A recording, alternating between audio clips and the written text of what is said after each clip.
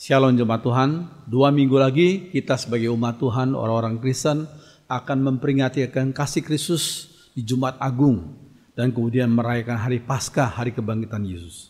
Karena itu 2 minggu lagi ini saya ingin mengkhotbahkan dengan tema Lihatlah Anak Domba Allah yang terambil dari Yohanes 1 ayat 29, 35-36. Mari kita berdoa. Mohon Roh Kudus urapi hambamu, sensor tutur kata dan sikap hambamu, sehingga hamba mulai menjadi juru bicara Allah, dan kuasai tutur kata dan sikap hambamu, menjadi soal berkat bagi setiap orang yang mendengar dan menontonnya. Berfirmanlah kepada kami lewat lidah hambamu, dalam nama Tuhan Yesus. Amin. Saudara sekalian, Yohanes 1:29. Pada keesokan harinya, Yohanes yaitu Yohanes Pembaptis melihat Yesus datang kepadanya, dan ia berkata, Lihatlah anak domba Allah yang menghapus dosa dunia.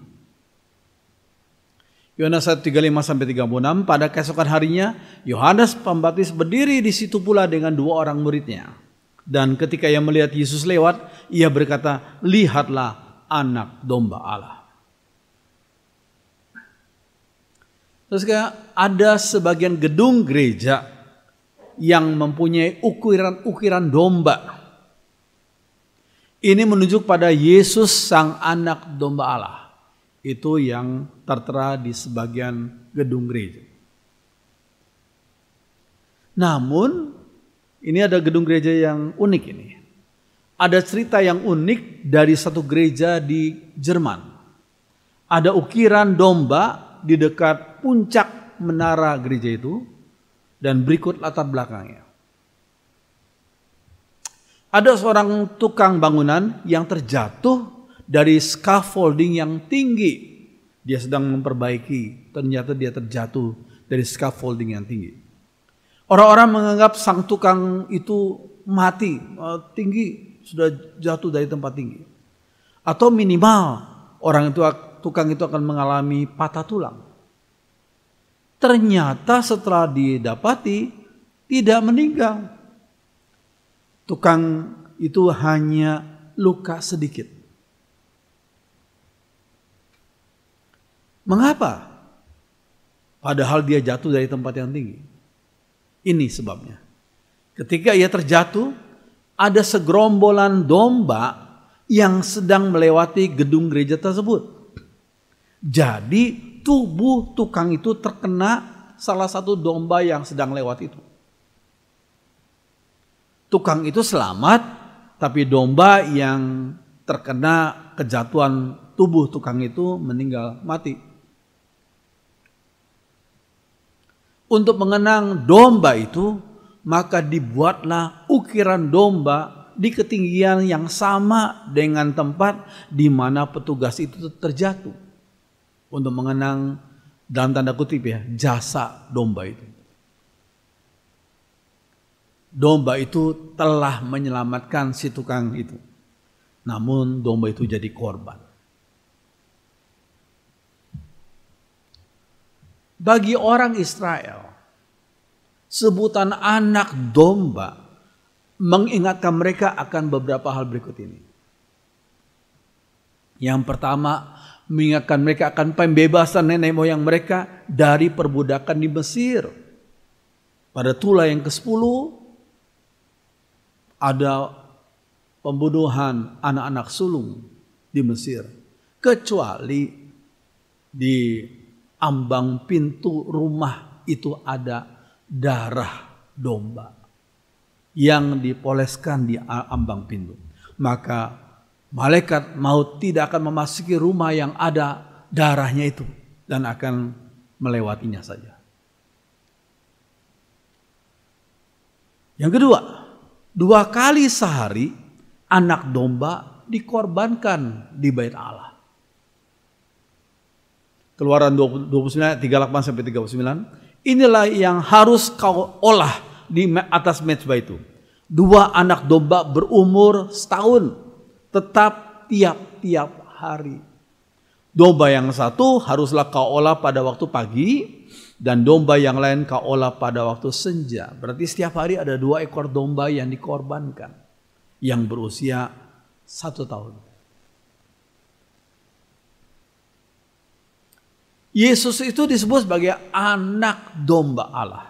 Apa maksudnya? Yang pertama, seperti anak domba yang tidak bercelah, Yesus tidak berdosa.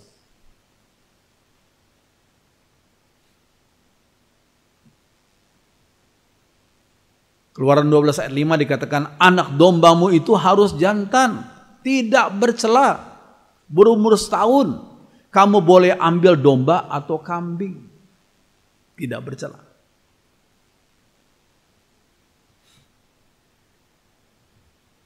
Yesus tanpa dosa, satu-satunya manusia yang pernah hidup di dunia ini. Dari dulu, sekarang, sampai akan datang, hanya manusia Yesus. Karena tanpa benih dosa.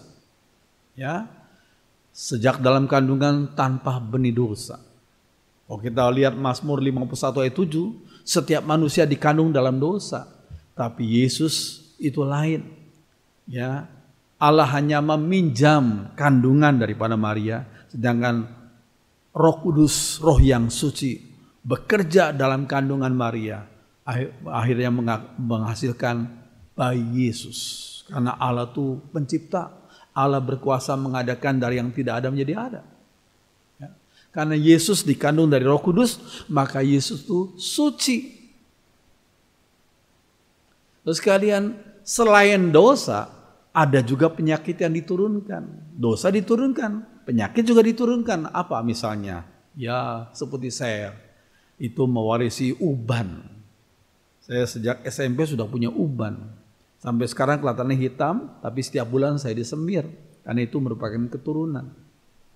Apalagi yang menjadi penyakit kedua, darah tinggi. Papi mami kena sakit darah tinggi. Mereka sudah dipanggil Tuhan. Dan kami 7 bersaudara juga mewarisi darah tingginya itu. So sekalian, dosa diwarisi. Penyakit-penyakit tertentu diwarisi. Itulah manusia yang berdosa.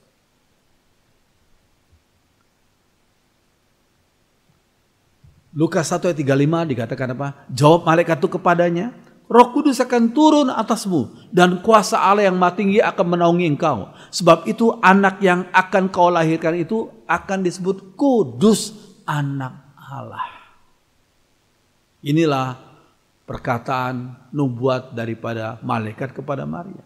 Anak yang akan kau lahirkan itu, yaitu Yesus Kristus, itu akan disebut kudus, anak Allah. Jadi bayi Yesus tidak dari benih dosa, tapi dari Roh Kudus yang bekerja dan memakai kandungan Maria. Puji Tuhan. Pengakuan Petrus adalah murid yang paling dekat dengan Yesus. Ya, dari ada 3 murid Yesus yang paling dekat, salah satunya adalah Petrus. Ya. Biasanya orang yang paling dekat tuh orang yang paling tahu kelebihan kita, tetapi juga kelemahan kita. Ya, siapakah orang yang paling dekat dalam hidup kita, dalam keluarga?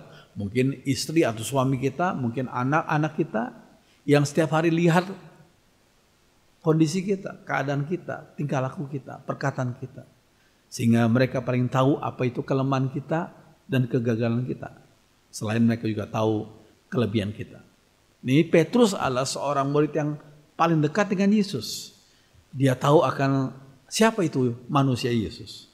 Namun Petrus menyaksikan sebagai berikut. 1 Petrus 2 ayat 22 dan 23. Ia, yaitu Yesus, tidak pernah berbuat dosa. Ini kata Petrus ya. Dan tidak pernah seorang pun mendengar ia berdusta. Jadi kalau dalam hidup sehari-hari ada sebagian orang berkata, dosa kecil. Dusta gitu kan cuma dosa kecil, nggak apa-apalah. Tapi Yesus tidak. Ia tidak pernah berbuat dosa dan tidak pernah seorang pun mendengar ia berdusta.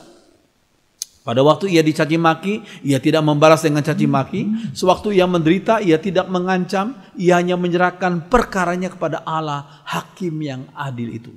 Saya kutip dari terjemahan sehari-hari. Jadi tidak pernah berdusta. Ya, dia ketika dicaci maki, dia tidak membalas dengan caci maki.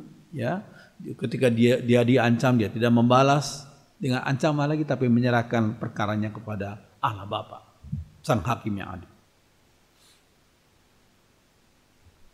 Ya, hal tersebut kesaksian Petrus itu dikonfirmasi oleh Gubernur Pilatus yang bukan orang Kristen, yang bukan murid Tuhan. Dia seorang hakim yang menjadi hakim di Yudea waktu itu, ya, di Yerusalem waktu itu, ya. Tapi Pilatus yang tahu hukum ketika mengadili Yesus sebelum Yesus disalibkan, dia bersaksi 3 kali tentang siapa itu Yesus. Ini kesaksian daripada seorang yang bukan Kristen, ya. Itu Pilatus. Di hadapan orang-orang banyak dari Yahudi itu, Yohanes 18 ayat 38b, sesudah mengatakan demikian, keluarlah Pilatus lagi mendapatkan orang-orang Yahudi dan berkata kepada mereka, aku tidak mendapati kesalahan apapun padanya. Aku yang belajar hukum tidak mendapati kesalahan apapun padanya. Ya, itu diucapkan 3 kali oleh Pilatus. Tapi rakyat, orang-orang Yahudi yang berkumpul waktu itu memang sudah dipengaruhi oleh orang-orang yang membenci, oleh orang Farisi, oleh ahli Saduki, ya, orang Saduki.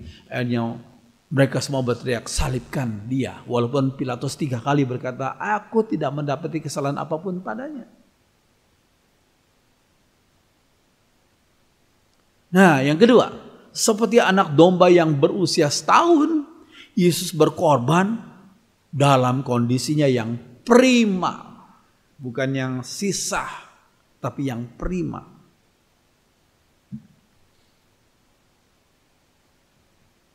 Anak domba yang berusia setahun paling enak dagingnya empuk. Itu kalau bicara soal anak domba, dagingnya anak domba.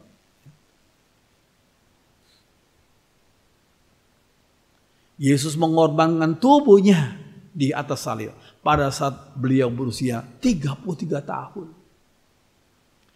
33 tahun adalah usia yang banyak orang, termasuk orang Kristen, sedang sibuk dengan berbagai macam jabatan dan tugas-tugas. Sedang meniti karirnya, baik di dalam pekerjaannya, dalam bisnisnya, dalam keluarganya, dan dalam pelayanan. Ya, dan Yesus itu mengorbankan tubuhnya pada saat usianya 33 tahun, ya, pada saat Yesus, pada saat sebagian orang begitu giat melakukan tugasnya sehari-hari. Oke, yang ketiga, seperti anak domba yang dikorbankan, Yesus berkorban ganti umatnya. Yesus berkorban ganti umatnya. Bedanya dengan anak domba apa? Anak domba dikorbankan oleh orang-orang Israel. Jadi anak domba sebagai objek penderita. Tapi Yesus lain. Tapi Yesus rela berkorban. Bukan dia dikorbankan, tapi dia rela berkorban secara aktif. Bukan secara pasif. Ini kita lihat dalam Yohanes 10 ayat 18a. Tuhan Yesus berkata apa? Tidak ada seorang pun mengambil nyawanya itu daripadaku. Namun aku memberikan nyawaku sendiri. Menurut kehendakku sendiri. Kalau aku tidak memberikannya, nggak ada seorang manusia pun yang bisa mengambil nyawa Yesus. Tapi Yesus rela memberikan nyawanya dengan kehendaknya sendiri. Puji Tuhan, puji Tuhan. Darah anak domba itu membebaskan umatnya dari pembinasan anak sulung, baik itu anak sulung manusia maupun anak sulung binatang di dalam rumah itu. Sehingga di ambang pintu rumah-rumah orang Yahudi dioleskan darah itu, darah domba itu. Nah, kata Passover, ya, itu mempunyai arti malaikat maut hanya melewati, Passover, hanya melewati. Tidak masuk ke dalam rumah umatnya. Ya. Kalau malaikat maut masuk ke dalam rumah seseorang, maka meninggallah anak sulung keluarga itu dan anak sulung dari hewan yang mereka rawat itu, yang mereka punya. Ya. Tapi karena malaikat maut melihat ada darah anak domba, maka malaikat maut hanya Passover, hanya melewati. Iya. Yang keempat, seperti darah anak domba membebaskan umatnya dari perbudakan Mesir, darah Yesus membebaskan umatnya dari perbudakan dosa. Siapakah manusia di dunia, siapakah nabi di dunia yang bisa membebaskan umatnya dari perbudakan dosa? Karena setiap orang, setiap nabi juga orang-orang berdosa. Pendeta juga orang berdosa. Imam juga orang berdosa. Siapakah di antara kita yang bisa membebaskan umat Tuhan dari perbudakan dosa? Enggak ada. Hanya Yesus saja yang tidak pernah berbuat dosa.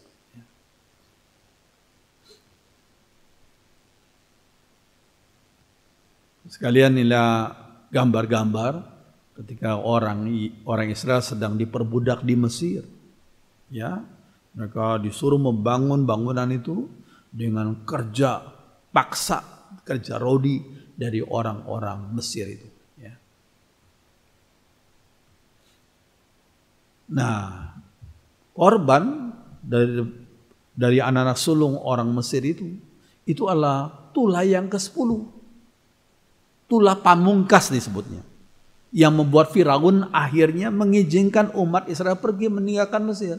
Sebelumnya 9 tulah sebelumnya Firaun mengeraskan hati. Dan akhirnya dia berkata, enggak, aku tidak akan izinkan orang Israel yang jumlahnya sekitar 2,5 juta orang meninggalkan Mesir. Mereka adalah tenaga-tenaga yang bisa membantu kami membangun bangunan atau segala proyek-proyek kami. Kami tidak akan membiarkan mereka pergi. Tapi waktu orang Mesir dan Firaun terkena tulah yang ke-10, anak sulungnya meninggal, juga sulung daripada ternak mereka juga meninggal, mati. Ya, maka akhirnya Firaun mengizinkan umat Israel pergi dari Mesir. Ya, ini dalam kebiasaan orang Yahudi yang namanya the Passover Seder plate. Ini mereka kalau adakan Passover, ya, itu piringnya itu ada mempunyai isi beberapa yang mempunyai makna simbolis, ya. Piring yang berisi makanan-makanan simbolis yang dimakan atau dipertunjukkan pada malam Passover. Ya. Apa itu isinya? Hidangan tradisional Passover versi Yahudi, ya. Ini mempunyai makna-makna bagi mereka, ya. Yang pertama namanya zroa. Zroa itu tulang kering domba, lambang dari domba yang dikorbankan waktu itu. Tulang kering domba, zroa. Yang kedua adalah beza. Itu telur, simbol kelahiran kembali, telur.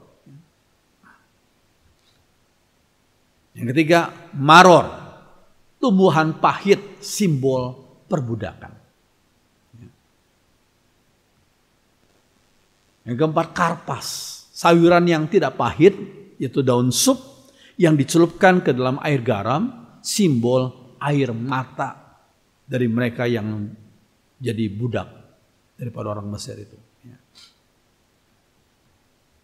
Yang kelima adalah haroset. Haroset adalah campuran apel, kacang dan buah anggur, simbol adukan semen dan batu bata.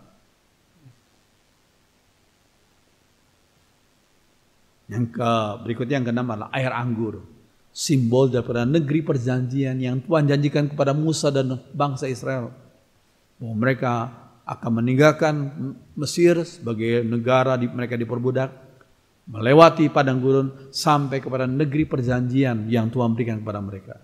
Air anggur sebagai simbol negeri perjanjian. Oke.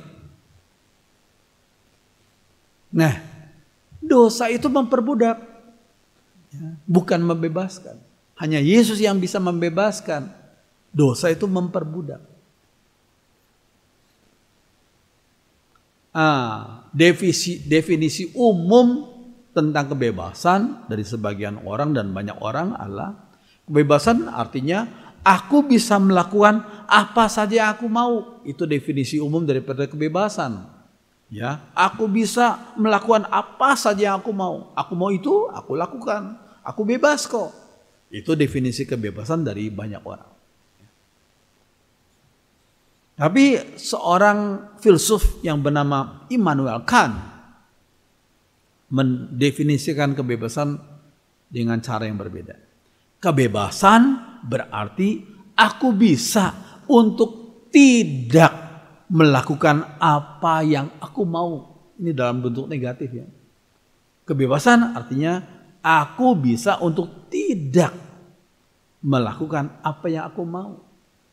Ya. Kalau kita orang Kristen melihat definisi Immanuel Kant ini perlu kita tambahkan lagi. Itu apa? Jika yang aku mau itu bertentangan dengan firman Tuhan, dan jika aku mau itu yang aku mau itu membawaku ke dalam dosa, maka aku bisa untuk tidak melakukan apa yang aku mau. Saya pikir ini tepat. Jadi lihat definisi kebebasan dari pandangan yang negatif gitu ya. Aku bisa untuk tidak melakukan apa yang aku mau. Jikalau yang aku mau itu membawa aku ke dalam dosa, ya, atau melakukan perbuatan yang bertentangan dengan firman Tuhan. Saya pikir itu penting. Ya. Iya, orang yang bebas bisa melakukan dan bisa menolak untuk tidak mengerjakan apa yang ia mau. Itu orang bebas. Sekali lagi ya, bagi firman Tuhan, orang yang bebas adalah bisa melakukan dan bisa menolak untuk mengerjakan apa yang ia mau jika yang ia mau itu bertentangan dengan firman Tuhan. Misalnya, nah ini, kalau orang sudah diperbudak oleh morfin, dia tidak mudah berkata, aku bisa menolak. Oh, dia sudah keranjingan, dia sudah diperbudak. Akhirnya terus mencuri milik orang tuanya pun boleh demi membeli morfin itu. Ya, dia berarti sudah diperbudak oleh kemauannya itu. Ya, dia sudah tidak lagi jadi orang bebas. Ya. Ini kalau orang sudah keranjingan merokok, dia tidak bisa lagi melakukan. Aku bisa melakukan untuk tidak merokok, nggak bisa. Sebab asap itu sudah memperbudak dia. Ya, ada cerita daripada orang-orang tertentu yang berhenti ngerokok, waduh 2 bulan 3 bulan pertama rasanya gak enak banget. Kenapa? Karena segala bagian tubuhnya, hormon-hormon atau segala macam yang berkaitan dengan tubuhnya sudah dipengaruhi oleh nikotin dan zat-zat lain dalam rokok itu. Ya. Jadi berarti dia sudah diperbudak oleh asap rokok. Ya. Nah ini orang kalau sudah keranjingan nonton blue film, dia sudah diperbudak oleh blue film. Ya. Ada orang keranjingan nyontek. Setiap kali ulangan atau ujian nyontek dia. Ya, dia hasilnya itu sebenarnya bukan hasil asli tapi hasil nyontek. Dia sudah diperbudak oleh kebiasaan menyontek. Ya, ini ada laki-laki sama laki-laki. Ini satu hal yang tidak boleh di hadapan Tuhan. Tapi sudah diperbudak oleh nafsu homoseksual itu. Ya, biarlah orang-orang itu butuh bimbingan Roh Kudus untuk menguatkan dia untuk hidup baru sesuai dengan kehendak Tuhan. Berserah pada Tuhan, mohon Roh Kudus menguatkan, mohon Tuhan menolong untuk mengubah cita rasanya yang dulu cita rasanya senang untuk berbuat dosa, sekarang cita rasanya diubah oleh Tuhan menjadi benci dosa dan cinta kepada Tuhan. Puji Tuhan. Iya, Tuhan Yesus yang adalah sang kebenaran memberi kemerdekaan. Kemerdekaan. Ya, Yohanes 8 ayat 31 dan 32. Maka kata Yesus kepada orang-orang Yahudi yang percaya kepadanya, jikalau kamu tetap dalam firman-Ku, kamu benar-benarlah murid-Ku, dan kamu akan mengetahui kebenaran, dan kebenaran itu akan memerdekakan kamu. Jikalau engkau menjadi murid Tuhan, engkau belajar firman Tuhan, engkau akan belajar kebenaran yang kekal, kebenaran Tuhan yang kekal itu, maka kebenaran Tuhan itu akan memerdekakan kamu. Memerdekakan dari apa? Dari dosa, dari kebiasaan yang tidak benar, dari hobi-hobi yang tidak sesuai dengan kehendak Tuhan, ya, dari praktek hidup yang tidak sesuai dengan kehendak Tuhan. Orang itu bertobat hanya taat pada firman Tuhan. Puji Tuhan. Oke. korban anak domba atau hewan hanya sebenarnya menutupi dosa. Jadi orang-orang Israel pada zaman perjanjian lama, mereka membawa domba, kalau yang tidak mampu membawa burung tekukur, ya. Kalau yang kaya membawa lembu, ya, dikorbankan. Tapi ingat, darah hewan tidak bisa menghapus dosa umatnya. Hewan ya hewan, manusia lebih tinggi derajatnya daripada hewan. Ya, jangan kita pikir perjanjian lama Tuhan menghapus dosa umatnya melalui darah hewan. Keliru. Perjanjian lama tidak pernah berkata bahwa darah hewan bisa menghapus dosa umatnya. Ya, kita lihat. Nah, Mazmur 32 ayat 1. Dari Daud, nyanyian pengajaran, berbahagialah orang yang diampuni pelanggarannya, yang dosanya ditutupi. Jadi umat Allah dalam perjanjian lama, mereka kalau berdosa, mereka memberikan korban, itu dosa mereka ditutupi, hanya ditutupi. Ya, lihat Ibrani 10 ayat 4 nih, jelas sekali ya. Sebab tidak mungkin darah lembu jantan atau darah domba jantan menghapuskan dosa. Ini penting. Nggak mungkin. Ya, darah lembu jantan maupun darah domba jantan menghapuskan dosa. Tingkatannya berbeda tuh. Masa darah binatang, darah ternak disamakan harganya dengan nilainya dengan darah manusia? Kan nggak mungkin. Nah, ini bagus, Yohanes 1:29. Yuk kita baca sama-sama ya. Pada keesokan harinya, Yohanes Pembaptis melihat Yesus datang kepadanya. Dan ia berkata, lihatlah anak domba Allah yang menghapus dosa dunia. Jadi yang bisa menghapus dosa adalah darah anak domba Allah, yaitu Yesus itu. Puji Tuhan, puji Tuhan. Jadi umat Allah dalam perjanjian lama, imam mereka menunjuk ke sana. Menunjuk kepada pengorbanan Yesus di Golgota. Kita yang hidup pada zaman perjanjian baru, iman kita melihat ke sana. 2000 tahun yang lalu Yesus pernah berkorban di Golgota. Darahnya bisa menghapus dosa umatnya. Puji Tuhan. Oke. Di dalam darah ada nyawa makhluk. Ini penting. Dalam darah ada nyawa makhluk. Darah atau nyawa anak domba menggantikan nyawa anak sulung di dalam rumah Israel.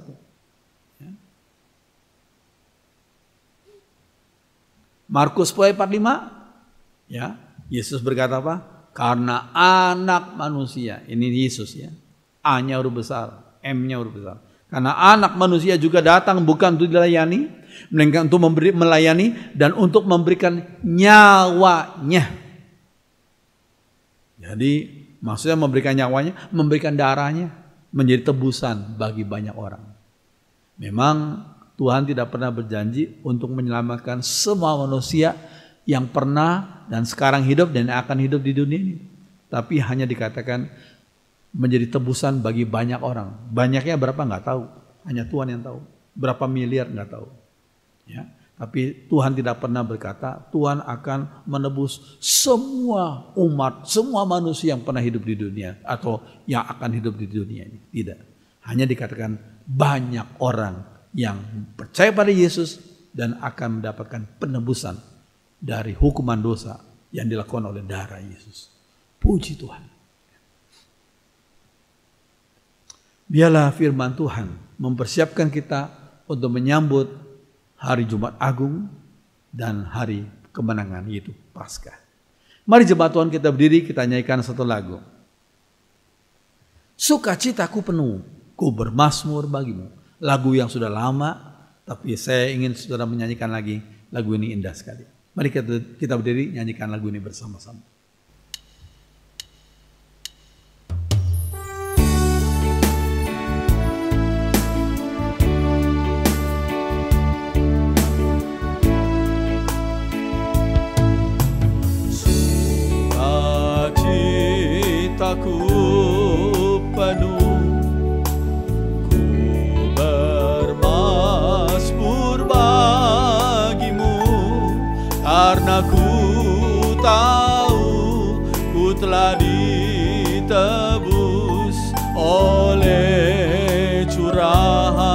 darahmu. Menari bagimu, memuji namamu, karena ku tahu ku berkemenangan oleh curahan darahmu. Mari kita angkat tangan kanan kita. Darahmu Yesus sucikan daku, darahmu Yesus bebaskanku, darahmu Yesus ubahkan daku, ku dijadikan baru.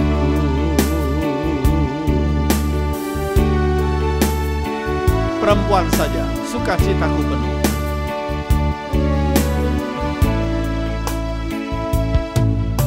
Sukacitaku penuh, ku bermazmur bagimu, karena ku tahu ku telah ditebus oleh curahan darahmu. Pria saja.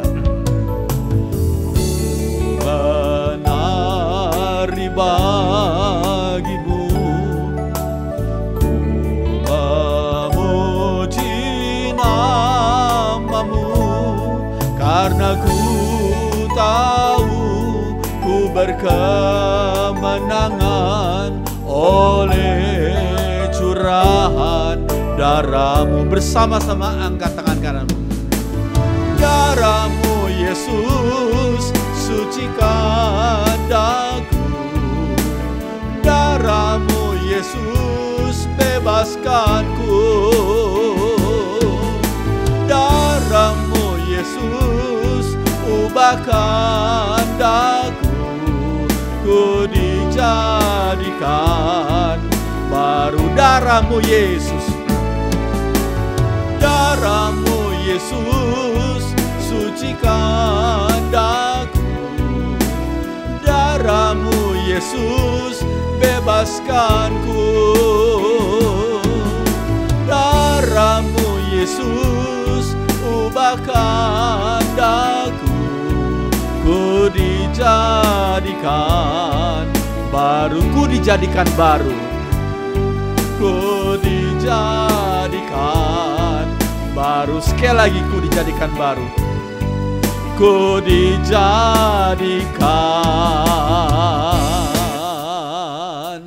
baru.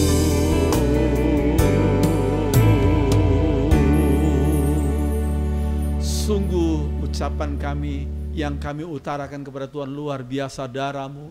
Terima kasih untuk kasih-Mu, terima kasih untuk segala pengorbananmu yang membuat kami orang berdosa bisa diselamatkan, bisa ditebus. Kami bersyukur Tuhan, 2 minggu sebelum kami memperingati akan Jumat Agung dan Paskah, kami diingatkan akan firman Tuhan yang menguatkan, yang membimbing kami. Ajar kami menjadi umat-Mu yang lebih cinta Tuhan, lebih mengasihi Tuhan. Terima kasih Tuhan, terima kasih. Dalam nama Tuhan Yesus kami sudah berdoa. Semua orang beriman mengatakan amin. Silakan duduk, Tuhan berkati.